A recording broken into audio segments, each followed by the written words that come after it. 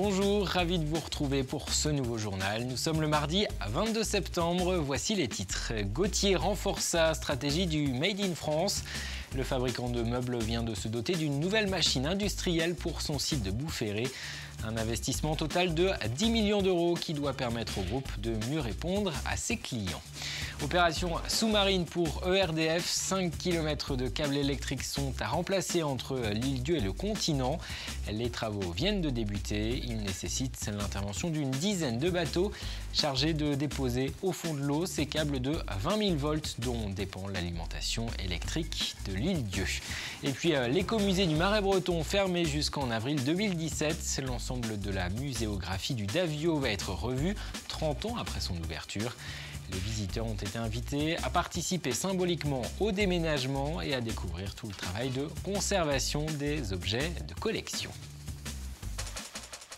Mongolie, Madagascar, Algérie. Voilà quelques-uns des pays ciblés par Gauthier. Le fabricant de meubles vendéen a décidé d'accroître sa présence dans le monde. Il est aujourd'hui implanté dans une cinquantaine de pays. Le groupe familial tente de se démarquer dans un marché de l'ameublement en recul depuis 3 ans en France. Une stratégie à l'international, mais Gauthier mise sur le Made in France. L'entreprise vendéenne, qui possède 3 usines dans le département, a renforcé son site de Boufféré. Elle vient d'investir 10 millions d'euros pour l'installation d'une machine dernier cri. Arnaud Barrier, Pierre Dalicieux. Cette machine est une petite révolution pour l'entreprise vendéenne Gauthier. Ce fabricant de meubles qui emploie 950 salariés en Vendée possède plus de 100 magasins dans le monde, dont 50 en France, et projette d'en ouvrir 80 de plus d'ici à 2020. Il fallait donc mettre les moyens pour produire encore plus et plus vite. Là où il fallait 1 heure pour régler nos matériels, ici maintenant en 15-30 secondes le matériel est réglé, donc on s'affranchit complètement des contraintes de l'eau économique. Et également, toutes les opérations de fabrication d'un meuble ne passent plus sur 5 ou 6 machines, mais en une seule phase en fabrique, ce qui fait que le cycle de fabrication est réduit de 5 jours à 3 heures. Un petit bijou de technologie à 10 millions d'euros, fabriqué en collaboration avec l'Allemagne et l'Italie, dont l'objectif est de garder l'outil de production sur le territoire français, tout en restant compétitif. Je pense que le Made in France ne peut pas augmenter en prix. Je pense qu'à aujourd'hui, il faut être clair, la plupart des gens disent un produit français, oui, mais un produit, il ne faut pas non plus qu'il soit exagérément plus cher. Donc à aujourd'hui, ce qui se passe par rapport à ce qu'on produit, il faut qu'on gagne en productivité pour pouvoir toujours prétendre à avoir une fabrication d'origine française. Les 3 sites vendéens sortent chaque jour 8000 meubles vendus pour la moitié à l'étranger. Ce nouvel outil permettra aussi d'élargir la gamme et de réduire le temps entre la conception et la réalisation. Le marché aujourd'hui, il a besoin d'avoir beaucoup de nouveaux produits, donc ce qu'on appelle en anglais le time to market, c'est-à-dire le temps qu'il nous faut entre le dessin du produit et sa réalisation doit être de plus en plus court. Et en fait, à aujourd'hui, par exemple, nous sommes en train de dessiner, puisque moi je ne suis pas dessinateur, nous sommes en train de dessiner des produits qui sortiront en janvier. Voilà, c'est quand même très rapide. En 55 ans, la marque vendéenne a su maintenir sa production sur l'Hexagone. Un bel exemple du Made in France qui a réalisé l'année dernière un chiffre d'affaires de 140 millions d'euros. Et les meubles Gauthier participeront début novembre à Paris au salon Made in France Expo. Nouvelle mobilisation autour de Notre-Dame-des-Landes. Plusieurs centaines d'opposants au projet d'aéroport ont installé ce matin des barrages routiers à proximité du site. Ils voulaient empêcher la venue d'un juge des expropriations. Ce magistrat devait rencontrer aujourd'hui 3 familles qui seront appelées à partir en cas de lancement des travaux. Il a été contraint de faire demi-tour. Des affrontements ont eu lieu avec les forces de l'ordre. Un rassemblement a également été organisé en début d'après-midi devant le palais de justice de Nantes qui devait examiner ces dossiers d'expropriation. Les travaux de l'aéroport de Notre-Dame-des-Landes sont suspendus depuis 2012. Près de 200 personnes ont manifesté à la mi-journée à La Roche-sur-Yon à l'appel de la CFDT. Des professionnels d'hôpitaux, de maisons de retraite, de structures d'aide à domicile qui réclament plus de moyens pour le secteur de la santé et du social en France. Le département doit faire face au vieillissement de la population et à l'augmentation du nombre d'habitants, notamment pendant la saison estivale. Pour la CFDT, les moyens ne sont pas suffisants pour répondre aux besoins, comme nous l'explique un de ses représentants. Aujourd'hui, certains professionnels disposent de 8 minutes pour donner à manger à un usager dépendant. Qu'on est obligé de faire une douche tous les 15 jours ou toutes les 3 semaines, faute de personnel.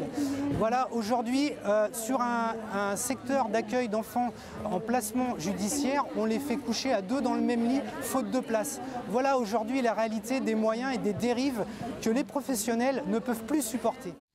Et au cœur des inquiétudes également, l'avenir de l'hôpital de Saint-Gilles-Croix-de-Vie. Selon les élus de la ville, 10 lits de médecine gériatrique pourraient fermer. Autre inquiétude, celle des usagers des trains dans le sud Vendée. L'ADSP, l'association d'usagers pour la défense du service public, manifeste tous les vendredis soirs depuis le début de l'été déjà en gare de Luçon pour réclamer l'amélioration de la desserte ferroviaire entre La Roche-sur-Yon et La Rochelle. Une mobilisation qui pourrait s'intensifier. L'association a rencontré plusieurs élus vendéens et obtenu leur soutien alors que les arrêts des intercités Nantes-Bordeaux en gare de Luçon sont menacés et que 4 trains sont appelés à être supprimés à la fin de l'année. Écoutez la sénatrice de Vendée, Annick Billon. Tous les maires sont mobilisés, c'est la double peine pour le Sud Vendée. On supprime la 831, on supprime des arrêts, on supprime des lignes. Donc il faut absolument que tous les élus de Vendée se mobilisent pour maintenir du service public. L'opération mobilise une dizaine de bateaux. ERDF est en train de renouveler une partie des câbles qui alimentent en électricité l'île-Dieu.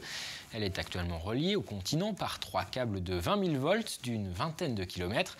Posés sous l'eau sur des fonds rocheux et avec la houle, certains d'entre eux ont été endommagés. Ils sont donc en train d'être remplacés pour pouvoir continuer à alimenter en électricité les 4700 îlets.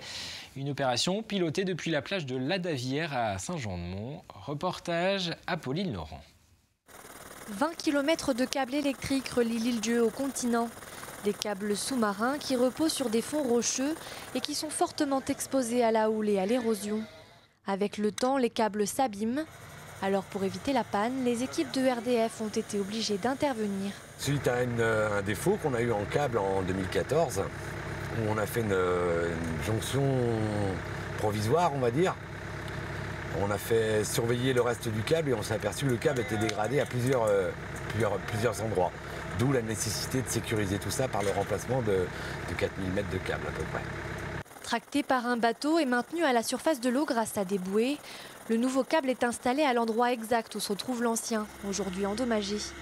L'intervention est réalisée directement en pleine mer, une grande première pour les techniciens. On a l'habitude de dérouler le câble depuis la terre et de le jonctionner à terre de l'autre côté. Et là, on va vraiment faire les 2 jonctions en mer, ce qui est vraiment très particulier. Ça sera complètement transparent pour les particuliers et les professionnels de l'île-Dieu, il n'y aura aucune coupure. Le chantier représente 1,7 million d'euros d'investissement. Les conditions météorologiques plutôt favorables du début de semaine ont permis d'entamer la première phase des travaux. La jonction entre le nouveau et l'ancien câble devrait se faire dans les prochaines semaines, en tout cas avant la fin de l'année. Le monde du handicap est mis en avant pendant tout ce mois de septembre dans le département. Parmi les actions mises en place, celle menée dans plusieurs médiathèques jusqu'au 10 octobre prochain. L'objectif est de sensibiliser les valides au handicap à travers des expositions, des rencontres, mais aussi de rappeler que les bibliothèques sont ouvertes aux personnes handicapées. Des lectures traduites en langue des signes seront ainsi proposées. Je vous propose d'écouter Isabelle Moinet, conseillère départementale. L'objectif, c'est d'abord se dire que le handicap ne doit pas rester confiné. Aujourd'hui, il doit y avoir des passerelles entre tous les publics. Aussi que dans les bibliothèques et les vendéthèques, il existe des outils pour le monde du handicap et le département fait beaucoup d'efforts dans ce sens-là. Et 5 bibliothèques du département sont associées à cette opération, celles de La Châtaigneraie, de la Gaubretière, Montaigu, Chantonnay et des Herbiers. Les personnes handicapées qui veulent voir s'ouvrir les portes des clubs sportifs, c'est ce qui ressort d'une enquête menée par le comité départemental du sport adapté et l'ADAPI ARIA de Vendée. Malgré leurs envies, certaines personnes souffrant de handicap mental ou psychique ont des difficultés à trouver une structure adaptée ou prête à les accueillir. Alors une journée sera organisée le 3 octobre prochain. Ce sera au complexe sportif des Terres Noires à La Roche-sur-Yon. Une douzaine de disciplines de sport adapté sera présentée. Des initiations seront proposées aux personnes atteintes de troubles psychiques ou mentaux. Une ouverture au sport bénéfique pour leur santé, mais aussi pour leur épanouissement personnel. Cette manifestation a été baptisée Défi Vendéen. On s'est dit, c'est un défi de plus qu'on veut apporter dans notre démarche d'accessibilité, permettre à la personne d'être citoyen à part entière dans son monde, quoi. Et plus d'une vingtaine de clubs en Vendée proposent des activités sportives aux personnes en situation de handicap psychique ou mental.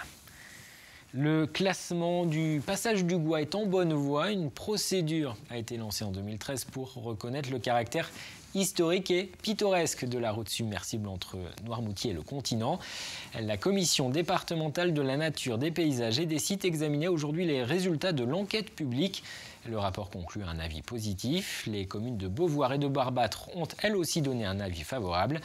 Le dossier doit maintenant être étudié par le ministère de l'Écologie avant une décision de la commission des sites et un passage devant le Conseil d'État. Le classement du Goua pourra donc intervenir au début de l'année prochaine. Et puis, non loin de là, à Labardemont, le musée du Davio, lui, va faire peau neuve. L'écomusée du Marais breton vient de fermer ses portes pour 1 an et demi de travaux. Il s'agit de mieux sécuriser le site, mais aussi de revoir l'ensemble du parcours de visite et les collections qui sont présentées. Une nouvelle muséographie qui sera visible au printemps 2017. En attendant, l'écomusée a fait ses cartons. Symboliquement, le public a été invité à participer au déménagement à l'occasion des Journées du patrimoine. À l'occasion de découvrir aussi toutes les techniques de nettoyage et de conservation des objets exposés. Reportage Anthony Jamin. Oula, madame, vous m'emmenez tout le chargement. Mais ils sont pas lourds.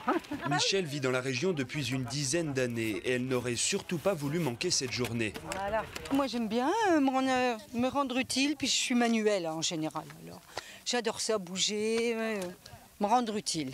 Donc je suis contente de participer au renouvellement du Davio. Alors on peut en mettre un là. D'autres découvrent les lieux pour la première fois et apportent volontiers leur pierre à l'édifice. C'est un lieu que je ne connaissais pas, donc oui, symboliquement, emballer ce petit carton, faire ce petit geste pour la Vendée, c'était bien. Depuis son ouverture, il y a plus de 30 ans, l'écomusée du Davio n'a pas subi d'évolution majeure. Pendant les 18 mois à venir, le site sera fermé pour travaux. Tout est revu pour amélioration, les bâtiments et les expositions. L'objectif étant de faire peau neuve avant le printemps 2017, date de réouverture. Mais avant cela, il faut bien sûr déménager, notamment la bourrine, littéralement mise en carton. En plus, aujourd'hui, on a beaucoup de familles, donc beaucoup d'enfants très volontaires pour nous aider. Donc ça, c'est vraiment incroyable. Et puis hier, on a déjà emballé la Salorge, donc le bâtiment qui contient normalement le sel. On est en train de signifier le déménagement de l'écomusée puisqu'on va fermer nos portes ce soir. Autre curiosité, les métiers de l'ombre, les coulisses du Davio. Nettoyage, état des lieux, conditionnement des collections dans des réserves temporaires. Un exemple assez concret, il y a beaucoup d'outils en bois. Donc ça va être par exemple d'identifier s'il y a des infestations liées aux insectes et ensuite de les traiter. Donc souvent en restauration d'objets du patrimoine, on essaye d'utiliser des techniques où on ne va pas apporter de produits sur les objets si on le peut. Au total, des dizaines d'outils, de costumes et de meubles vont ainsi être restaurés et surveillés de près pendant ces 18 mois.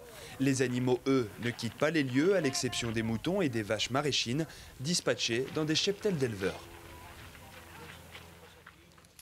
Et avant de se quitter, jetons un coup d'œil à la météo, un réveil dans la brume et le brouillard, ensuite du soleil, quelques nuages.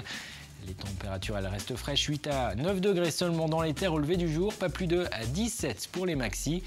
Armel Pavageau vous en dit plus dans un instant. L'information continue sur les réseaux sociaux. Moi je vous retrouve demain pour un nouveau journal.